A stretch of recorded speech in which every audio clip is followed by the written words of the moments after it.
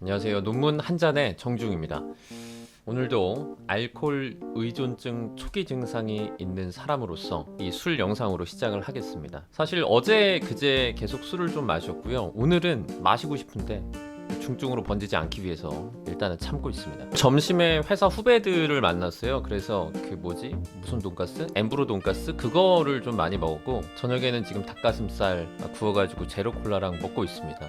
또 출렁이는 뱃살을 어느 정도 관리를 좀 해야 되기 때문에 오늘은 이렇게 술을 조금 참고 예전부터 진행을 한번 해보려고 했던 논문을 소개를 좀 하려고 합니다. 자, 먼저 여러분들께 아주 흥미로운 질문을 하나 드려볼게요. 돈을 많이 벌면 행복해질 거라고 생각하십니까? 누군가는 당연하지, 말도 안 되는 질문을 하고 있네 하겠지만, 또 누군가는 돈으로 행복은 살 수 없다고 말할 겁니다. 그런데 사실 이 돈이 행복과 관계가 있다는 연구 결과가 있는데요. 다만 생각보다 그렇게 간단치는 않습니다. 사람들이 돈과 행복을 생각할 때 자주 혼동하는 두 가지 개념이 있는데요. 첫 번째는 이 삶의 만족감입니다. 인생을 돌이켜봤을 때 얼마나 성공적이라고 느끼는지, 얼마나 인생 목표를 달성했다고 생각하는지를 의미해요. 예를 들어서 나는 정말 잘 살아왔다, 이런 느낌이죠. 두 번째는 감정적인 행복입니다. 오늘 하루 얼마나 자주 웃었는지, 얼마나 스트레스를 받지 않았는지와 같은 일상에서 느끼는 행복이죠. 네, 삶의 만족감과 감정적인 어떤 행복, 용어의 정의에 따라서 조금씩 다를 수 있는데, 삶의 만족감은 어떻게 보면 삶의 어떤 평가에 조금 가깝다고 볼 수 있을 것 같고요. 감정적인 행복 같은 것은 소확행 같은 거라고 생각을 하시면 됩니다. 좀 비슷해 보이지만 개념적으로는 전혀 다른 행복으로 이렇게 구분을 합니다.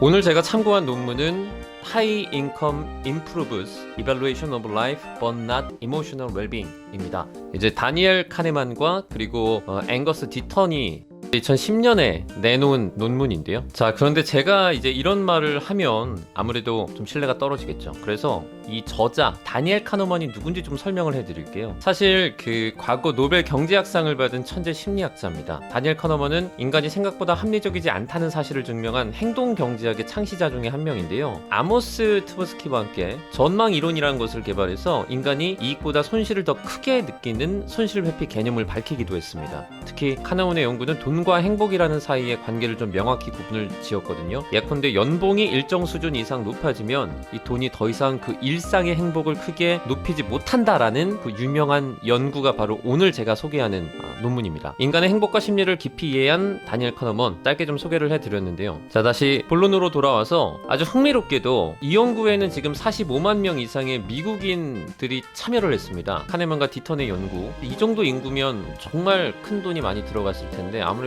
정부 주도의 또는 지자체 주도의 어떤 연구가 아니었을까 생각을 좀 하고요. 기업이나 개인 입장에서 이렇게 연구를 하진 않았을 것 같고, 네, 패널 볼륨이 정말 크죠. 소득이 늘어나면 삶의 만족감은 일단 꾸준히 증가를 했습니다.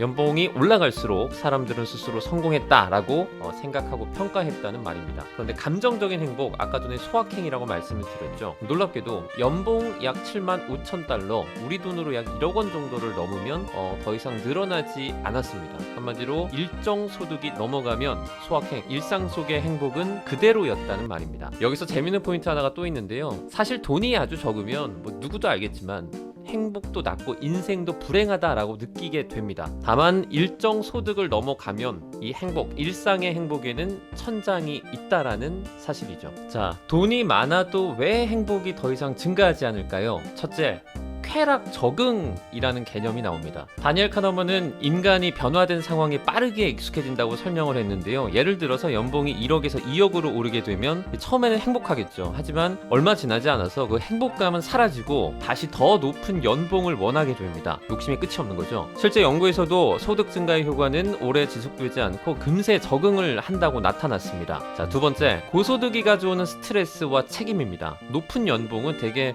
더 높은 업무량과 책임감을 동반하게 되고요. 결국엔 자유시간이 줄어들고 스트레스가 증가합니다. 연구를 보면 고소득일수록 더 큰 스트레스를 자주 경험한다고 말합니다. 세 번째, 행복을 결정짓는 다른 중요한 요소들이 있죠. 여러분들은 인간관계 또는 건강과 같은 부분들이 사실 이런 것들이 부족하게 되면 돈이 많아도 감정적인 행복은 떨어질 수밖에 없습니다. 카네만의 연구에 따르면 외로움이나 질병과 같은 부정적인 감정은 저소득층에서 더욱 심하게 나타나지만 고소득층 고통이라고 이런 감정으로부터 완전히 자유로운 건 아니었습니다. 그리고 네 번째, 소득이 증가할수록 삶의 만족도는 높아질 수 있습니다. 하지만 일상적인 감정적인 행복은 1억 원의 연봉을 기점으로 더 이상 증가하지 않는다는 이 연구 결과가 이를 뒷받침하게 됩니다. 결국에는 실제로 많은 사람들이 1억 원 이상의 돈을 벌게 되면 돈과 행복 사이의 균형점을 찾기 어렵기 때문에 어떻게 보면 방향성을 잃어버릴 수도 있습니다.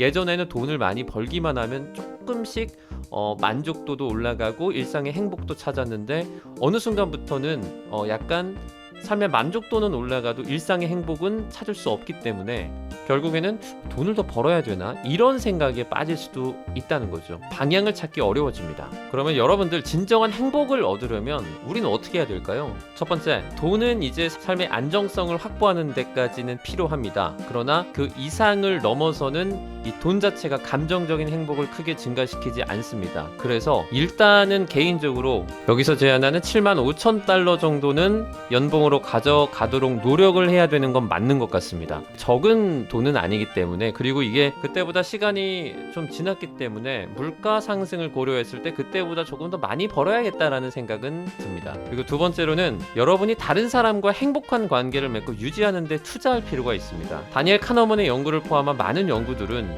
인간관계가 장기적으로 감정적인 행복을 높이는 가장 중요한 요소라는 것을 보여줍니다. 여러분들 공동체 생활을 통해서 어떻게 보면 삶의 행복감을 높여줄 수 있다라는 말이죠. 세 번째로는 건강관리입니다. 건강 상태는 이 소득보다 훨씬 더 강력하게 감정적인 행복과 직결된다고 합니다. 이런 말들도 있죠. 만약에 억만장자가 있어요. 근데 그 억만장자가 하루밖에 살지 못한다, 일주일밖에 살지 못한다고 했을 때 그 억만장자에게 하루가 주는 그 값어치는 얼마나 될까요? 이런 걸 생각했을 때 건강이라는 건 삶의 행복에 있어서는 만족감을 넘어 정말 가장 중요한 요소가 아닐까 생각을 합니다. 네 번째로는 어떻게 돈을 사용하는지도 중요합니다. 경험에 돈을 쓰는 것이 어떤 물질적인 것에 쓰는 것보다 행복감을 더 오래 지속시킨다고 합니다. 그래서 어떤 여행이나 여러분들 뭐 취미생활, 운동이라든지 이런 것들 등 자신이 즐기는 그 경험에 투자를 하시면 행복의 질도 그리고 양도 함께 늘어날 수 있을 겁니다. 결국에는 돈과 행복의 관계는 생각보다 복잡합니다. 행복을 찾기 위해서 무작정 돈만 쫓지 말고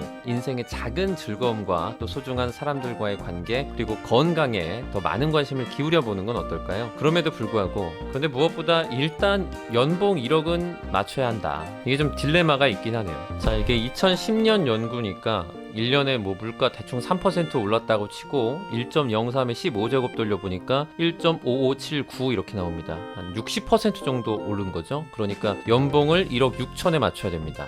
뭐지 이게?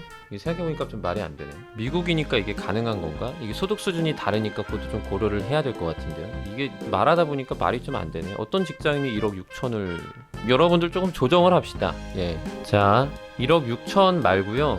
뭐 이거 뭘로 해야 되나? GDP로 한번 해볼까요? 돌아버리겠네.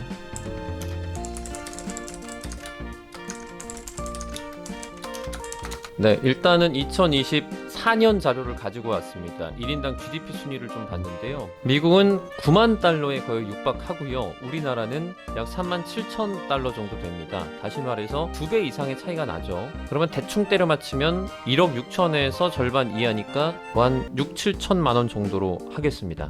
다시 말하지만 대충 맞춘 겁니다. 자, 일단은 6, 7천만 원 정도의 연봉을 맞춰 놓으면 여러분들의 어떤 삶의 행복은 거의 맥시멈이다. 자, 얼마나 많은 분들이 이거 동의할지 잘 모르겠지만 일단 뭐 이 연구를 가지고 대충 계산해 본 결과는 이렇습니다. 자, 여러분들의 실제 생각은 어떠신가요? 이 돈과 행복 사이에 어떤 여러분만의 특별한 경험, 생각 있다면 좀 댓글로 나눠주시고요. 주변에 뭐 이와 관련된 돈을 너무 쫓는 사람이 있다든지 이런 분이 있다면 좀 이 영상을 공유해 주시면 좋을 것 같습니다. 영상이 좀 마음에 드셨다면 좋아요, 구독, 알림 설정 좀 부탁을 드리고요. 다음에 더 좀 흥미롭고 유익한 주제로 돌아오겠습니다. 사실 개인적으로 하고 싶은 논문들은 많은데 이 방법론 부분을 오늘은 거의 다루지 않았어요. 그 전에도 거의 다루지 않았긴 했네요. 방법론이 들어가면 사실 재미가 없어지는 것 같은 느낌을 받습니다. 일단 내용이 길어지고요. 듣는 사람이 얘가 뭔 소리라는 거지? 실제로 저도 제가 무슨 말 하는지 잘 모를 때도 있고, 이론이나 방법론 같은 경우에는 나중에 구독자가 더 늘어나면 그때 한번 좀 늘려보도록 하겠습니다. 그리고 한 가지 또 말씀드릴 게 있는데, 제가 전에 영상에서 박사 지원했다고 말씀을 드렸는데요. 또 정말 운이 좋게도 합격을 시켜주셨습니다. 그래서 제가 어떻게 준비를 했는지, 어떤 어떤 시험을 봤는지 또 어떤 과정을 이제 거쳤는지 이런 것들을 전체적으로 좀 모아서 말씀을 드릴 수 있을 것 같고요. 아무래도 저는 직장인이니까 직장인들 중에 그 학업에 관심이 있는 분들이 있다면 조금이라도 도움이 좀 되지 않을까 생각을 합니다. 이 부분은 따로 좀 유익하게 뭐 하나나 두 개 정도의 영상으로 만들어 보도록 하겠습니다. 오늘도 건강한 하루 보내시고요. 좋은 하루 되시고 행복한 저녁 되시고 내일을 위해서 조금 쉬시는 그런 남은 주일 보내시기 바랍니다. 그럼 다음 영상으로 또 돌아오겠습니다. 지금까지 노문한잔이었고요. 시청해주신 여러분 고맙습니다.